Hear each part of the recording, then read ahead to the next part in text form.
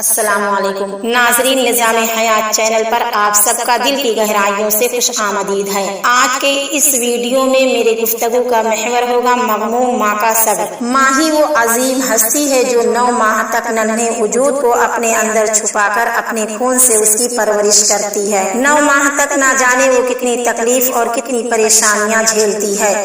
اس پریشانی اور تکلیف کو اللہ تعالیٰ نے قرآن مجید میں نہایت ہی خوبصورت انداز میں بیان کیا ہے۔ حملتہ امہ کرہا ووضعتہ کرہا، ماں نے تکلیف جھیل کر بچے کو پیٹ میں رکھا اور تکلیف برداشت کر کے اسے جنا۔ ماں 9 ماہ تک مسلسل حمل کی تکلیف اور ولادت کے وقت کی تکلیف تنہا جھیلتی ہے۔ اس تکلیف کو صرف ماں محسوس کرتی ہے یا پھر اس کا علم اللہ کو ہے۔ اس درد اور اس تکلیف کی انتہا سے کوئی تیسرا واقف نہیں ہوتا۔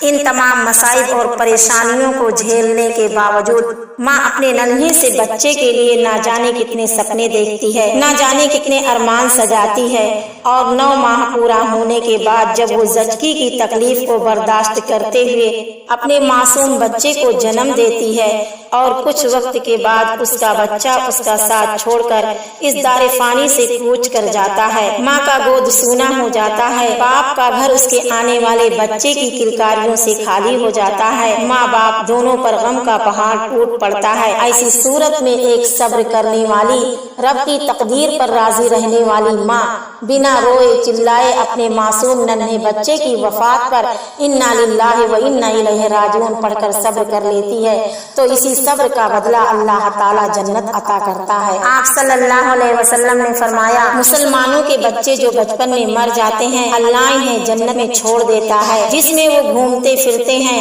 اور قیامت کے دن اپنے والدین سے جب وہ ملیں گے تو اپنے والدین کا ہاتھ پکڑ لیں گے، اور یہ خود اس وقت تک جنت میں نہیں جائیں گے جب تک کہ اللہ تعالیٰ ان کے ساتھ ان کے والدین کو جنت میں داخل نہ کر دے۔ سبحان اللہ۔ وہ مسلمانوں کے بچے جو بالغ ہونے سے پہلے مر جاتے ہیں، پیدائش سے پہلے یا پیدائش کے بعد یا بالغ ہونے سے پہلے، ان بچوں کو اللہ تعالیٰ جنت میں چھوڑ دیتا ہے۔ وہ بروز قیامت اپنے والدین اپنے ماں باپ کا ہاتھ پکڑ کر جنت میں لے جائیں گے، لیکن یاد رکھیے یہ خوشخبری ان والدین کے لیے ہے جو اپنے بچے کے موت پر صبر کرتے ہیں۔ اسی طرح صحیح بخاری کی روایت ہے، ابو سعید خدری رضی اللہ تعالیٰ عنہ اس حدیث کے راوی ہیں، فرماتے ہیں آپ صلی اللہ علیہ وسلم نے فرمایا، ایسا کوئی شخص جس کے 3 بچے بالغ ہونے سے پہلے مر جائے، ایک روایت میں 3 ہے، ایک روایت میں 2 ہے، ایک روایت میں 1 بھی آیا ہے، ایسا مسلمان جس کے 3 بچے یا 2 بچے یا 1 بچہ بالغ ہونے سے پہلے مر جائے، اللہ ایسے والدین کو جنہوں نے اپنے اولاد کی موت پر صبر کیا اپنے فضل و رحمت سے جنت میں داخل کرے گا۔ تو یہ اولاد جو بالغ ہونے سے پہلے وفات پا جاتے ہیں یہ ماں باپ کے جنت میں داخل ہونے کا ذریعہ ہیں۔ حضرت ابو موسیٰ اشعری رضی اللہ تعالیٰ عنہ روایت کرتے ہیں کہ اللہ کے رسول صلی اللہ علیہ وسلم نے فرمایا، جب کسی بندے کی اولاد کا انتقال ہو جاتا ہے اللہ اس کی اولاد کو چھین لیتا ہے تو اللہ کے رسول اکرم صلی اللہ علیہ وسلم فرماتے ہیں اللہ اپنے فرشتوں کو بلاتا ہے، ان سے پوچھتا ہے کہ تم نے میرے بندے کی اولاد کے روح کو قبض کیا؟ تو وہ کہتے ہیں ہاں ہم نے قبض کیا۔ پھر اللہ ان سے فرماتا ہے تم نے اس کے دل کا پھل چھین لیا، اس کا لختے جگر چھین لیا، اس سے اس کی عظیم نعمت اولاد لے لی، اس کے لختے جگر اس کے نور نظر کو تم نے اس سے چھین لیا؟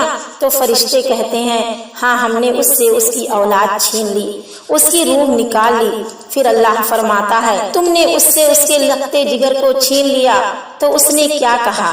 فرشتے جواب دیتے ہیں اس نے تیری حمد بیان کی اور کہا انا للہ و انا الیہ راجعون، تمام تعریف اللہ کے لیے ہے، ہم اسی کے ہیں، اسی کی طرف ہم کو لوٹ کر جانا ہے۔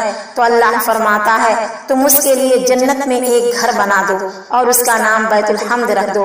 یہ ترمذی کی حدیث ہے، اور اس بندے کے لیے جنت میں گھر بنا دیا جاتا ہے۔